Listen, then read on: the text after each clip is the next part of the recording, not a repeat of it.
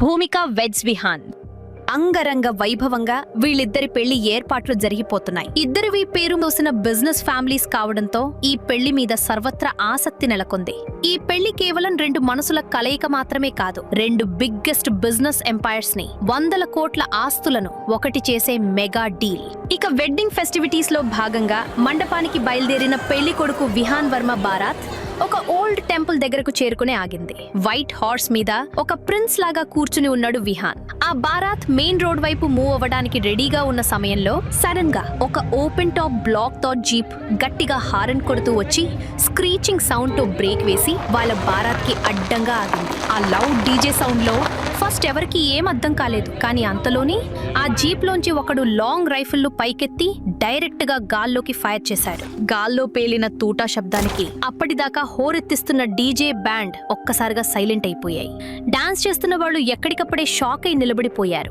Ladies భయంతో గట్టిగా అరిచారు, ఎవడ్రా వాడు ఈ వర్మ బారాత్ కి అడ్డంగా బండి ఆపి ఫైరింగ్ చేసింది, చావాలనుందా అని గద్దిస్తూ జనాన్ని పక్కకు నెట్టుకుంటూ విహాన్ తండ్రి ధర్మవీర్ వర్మ కోపంతో ముందుకు వచ్చాడు. అతని వెనకాలే మిగిలిన రిలేటివ్స్, బాడీ గార్డు కూడా వచ్చి నిలబడ్డారు. అంతలోనే థార్ జీప్ లోంచి ఒక పర్సన్ బయటకు దిగాడు. 6 feet పర్సనాలిటీతో బ్లాక్ కుర్తా వేసుకుని, కళ్లకు నల్లటి కూలింగ్ గ్లాసెస్ పెట్టుకుని, స్టైల్ గా తిప్పిన మీసాలతో, పెదాల మధ్య పొగలు కక్కుతున్న సిగార్ తో దర్శనమిచ్చాడు. అతని వెనక ఇద్దరు గూండాలు కూడా దిగారు. ఆ వ్యక్తిని చూడగానే ధర్మవీర్ ఫేస్ తెల్లబోయింది. కోపంతో ఊగిపోయిన అతని కళ్లలో ఒక్కసారిగా భయం అలుముకుంది. ముక్తార్ బాయ్, మీరేంటి ఇక్కడ అని వణుకుతున్న వాయిస్ తో అడిగాడు ధర్మవీర్. వచ్చిన వ్యక్తి నార్మల్ రౌడీ కాదు, ఆ సిటీనే షేక్ చేసే most wanted underworld don Mukhtar Bhai. అతని పేరు వింటేనే పోలీసులు కూడా వెనకడుగు వేస్తారు. ఓహో, నన్ను గుర్తుపట్టావన్నమాట, ముసలాడివైనా నీ మెమరీ పవర్ బానే ఉంది అంటూ ముక్తార్ భాయ్ సిగార్ పొగను ధర్మవీర్ ఫేస్ పైకి వదులుతూ అన్నాడు. అదేం మాట బాయ్, ఈ సిటీలో ముక్తార్ బాయ్ అంటే తెలియనివాడుంటాడా? అండర్ వరల్డ్ సామ్రాజ్యాన్ని రూల్ చేసే మీకెవరైనా తలవంచాల్సిందే, కానీ మాలాంటి వాళ్ల బారాత్ దగ్గరకు మీరు రావడం అని దండం పెడుతూ అన్నాడు ధర్మవీర్. మంచిది, నేనెలాగో నీకు పరిచయం అవసరం లేదు కాబట్టి నా పని ఇంకా ఈజీ అవుతుంది అని వెటకారంగా అన్నాడు ముక్తార్. ఏం చెప్పాలనుకుంటున్నారు బాయ్, చెప్పండి. చెప్పడం ఏంటి నా బొందా, ఆర్డర్ వేయండి అని భయపడుతూనే అన్నాడు ధర్మవీర్. ఆ గుర్రం మీదున్న పెళ్లి కొడుకెవరు, నీకేమవుతాడు అని విహాన్ వైపు చూస్తూ అడిగాడు ముక్తార్.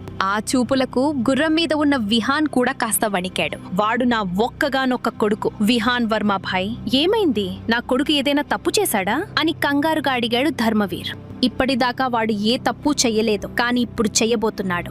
ఆ తప్పే వాడి లైఫ్ లో లాస్ట్ మిస్టేక్ అవుతుంది అని గంభీరంగా అన్నాడు ముక్తార్. భాయ్, అస్సలు ఏమైందో క్లియర్ గా చెప్పండి. మేము కలలో కూడా మీకు గాని మీ మనుషులకు గాని ఎగైనెస్ట్ గా వెళ్లే సాహసం చెయ్యము. చెప్పండి భాయ్, నా కొడుకు ఏం తప్పు చేయబోతున్నాడు, నేను ఇప్పుడే వాణ్ణి కడిగి పడేస్తాను అని వణికిపోతూ అడిగాడు ధర్మవీర్. అదంతా ఎక్స్ప్లెయిన్ చేసే ఓపిక, టైం నాకు లేవు, కానీ ఒకే ఒక్క మాట చెప్తా. మీరు ఎలా వచ్చారో అలాగే సైలెంట్ గా మీ ఇంటికి యూటర్న్ తీసుకోండి అని రూడ్ గా ఆర్డర్ వేశాడు ముక్తార్. అదేంటి బాయ్ అలా అంటున్నారు, ఈ రోజు విహాన్ కి పెళ్లి, సిటీలోని విఐపీలంతా అక్కడ కళ్యాణ మండపంలో వెయిట్ చేస్తున్నారు, ముహూర్తానికి కూడా టైం దగ్గర పడింది అన్నాడు భయంగా ధర్మవీర్. నేను చెప్పింది నీ చెవులకి వినపడలేదా ధర్మవీర్, ఈ పెళ్లి జరగదు, జరగనివ్వను అని అల్టిమేటం జారీ చేశాడు ముక్తార్. భాయ్, నీకు దండం పెడతాను, ఇంకో గంటలో జరగాల్సిన పెళ్లిని ఆపేసి వెనక్కి వెళ్ళిపోతే సొసైటీలో మా వర్మ ఫ్యామిలీ రెప్యుటేషన్ మొత్తం గంగలో కలిసిపోతుంది, తల ఎత్తుకుని తిరగలేము అని చేతులు జోడించి బతిమాలాడు ధర్మవీర్. నీకు పరువు ముఖ్యమా, ప్రాణం ముఖ్యమా? పెళ్లి కూతురు లేకుండా బారాతు వెనక తీసుకుపోవడమే నీకు సేఫ్, లేదంటే రేపు మార్నింగ్ నీ కొడుకు డెడ్ బాడీని పట్టుకెళ్లాల్సి వస్తుంది. ఆ శవయాత్ర కంటే ఈ అవమానమే నీకు బెటర్ అని అన్నాడు ముక్తార్. అతని మాటలకు ధర్మవీర్ కాళ్లు వణకడం మొదలుపెట్టాయి. నీ కొడుకు కనుక ఈ పెళ్లి చేసుకుంటే అంతకన్నా పెద్ద తప్పు ఇంకొకటి ఉండదు, ఎందుకు చెప్తున్నానో అర్థం చేసుకో అని మళ్లీ వార్నింగ్ ఇచ్చాడు ముక్తార్. బాయ్, నా కొడుకు పెళ్లి ఈ రోజు ఎందుకు జరగకూడదు, ఆ భూమిక చేసిన మిస్టేక్ ఏంటో ఒక్క మాట చెప్తే అని తడబడుతూ అడిగాడు. ఏ మగాడైనా సరే ఆ భూమికను పెళ్లి చేసుకోవాలని చూస్తే వాడు నా చేతిలో అత్యంత దారుణంగా చావడం ఖాయం. నీ కొడుకు ప్రాణాల మీద నీకు ఆశ లేకపోతే నా చేతిలో వాడు శవం అవ్వడం చూడాలనుకుంటే నిరభ్యంతరంగా ఆ భూమికతో వాడి పెళ్లి గ్రాండ్ గా జరిపించుకో, నాకేం అభ్యంతరం లేదు అని కళ్ళు ఎర్రజేసి అన్నాడు ముక్తార్. అసలు ఆ అమ్మాయి మీలాంటి పెద్దవాళ్లతో ఎందుకు గొడవ పెట్టుకుంది బై, లేదా మీరు ఎవరనుకోని మాతో గొడవ పడుతున్నారో అని కంగారుగా అడిగాడు ధర్మవీర్. నిజానికి నీ క్వశ్చన్స్ కి ఆన్సర్ చెప్పాల్సిన అవసరం నాకు లేదు, కానీ ఈ విషయం మాత్రం అందరికీ తెలియాలి కాబట్టి చెప్తా విను అంటూ ఆగి సిగార్ ముక్కను కింద పడేసి కాలితో తొక్కుతూ మళ్లీ చెప్పడం మొదలు పెట్టాడు ముక్తార్. ఆ పొగరుబోతు పిల్ల వల్లే నా తమ్ముడు రంజిత్ ఈ రోజు జైల్లో ఊచలు లెక్క పెడుతున్నాడు. నా తమ్ముడికి ఆ అమ్మాయి నచ్చింది, వాడు లవ్ చేస్తున్నానన్నాడు. సరే, తమ్ముడి హ్యాపీనెస్ ముఖ్యం కదా అని నేను స్వయంగా వాళ్ళ ఇంటికి మ్యారేజ్ ప్రపోజల్ పంపాను. కానీ ఎవడో గూండాగాడికిచ్చి నా మనవరాలికి పెళ్లి చేస్తే మా వంశ గౌరవం పోతుందని ఆ ముసలాడు భానుచంద్రరావు నా ప్రపోజల్ ని కాలితో తన్నాడు. దాంతో నా తమ్ముడు కోపంలో కాస్త ఓవర్ గా ప్రవర్తించి ఆమె చేయి పట్టుకుంటే ఆ అమ్మాయి పోలీసులను పిలిపించి నా తమ్ముడిపై కేసు పెట్టి జైలుకు పంపించింది అన్నాడు ముక్తార్. అది విని అందరూ షాక్ అయ్యారు. నా తమ్ముణ్ణి జైలుకు పంపి నన్ను ఇంతగా ఇన్సల్ట్ చేసిన ఆ రావు ఫ్యామిలీని నేను వదిలేస్తానా? దాన్ని ఒక మంచి ఇంటి కోడలిగా సుఖపడనిస్తానా అని గర్జించాడు ముక్తార్.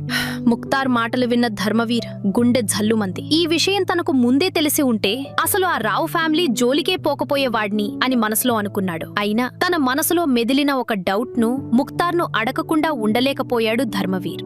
బాయ్, భూమిక మీద మీకంత కోపం ఉంటే మీరు సరాసరి ఆ మండపం దగ్గరో లేదా వాళ్ళింట్లోనో తేల్చుకోవచ్చు కదా, ఇక్కడికెందుకొచ్చారు అని అడిగాడు. నాకా మాత్రం తెలీదనుకున్నావా ధర్మవీర్? ఆ అమ్మాయికి ఏం గతి పట్టాలో నేను ఆల్రెడీ ప్లాన్ చేశాను, కానీ ఇప్పుడు కాదు.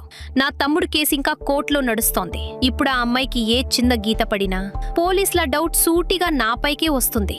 లా నన్ను టార్గెట్ చేస్తుంది. అనవసరంగా చట్టానికి దొరికే ఛాన్స్ నేనివ్వను. అప్పటిదాకా అది మ్యారేజ్ చేసుకుని హస్బెండ్ తో హ్యాపీగా ఉంటే నేను చూస్తూ ఊరుకోవాలా?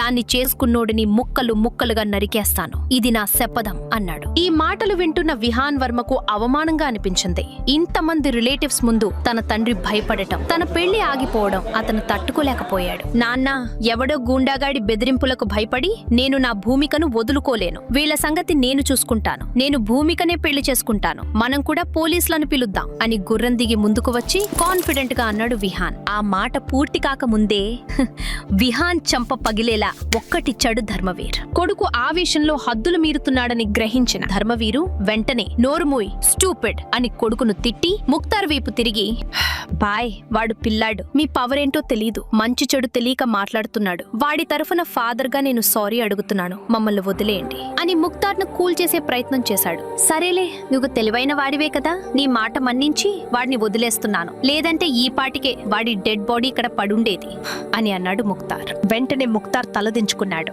ఇక టైం వేస్ట్ చేయకుండా ముందు ఇక్కడి నుంచి తిరిగి వెళ్ళిపోండి.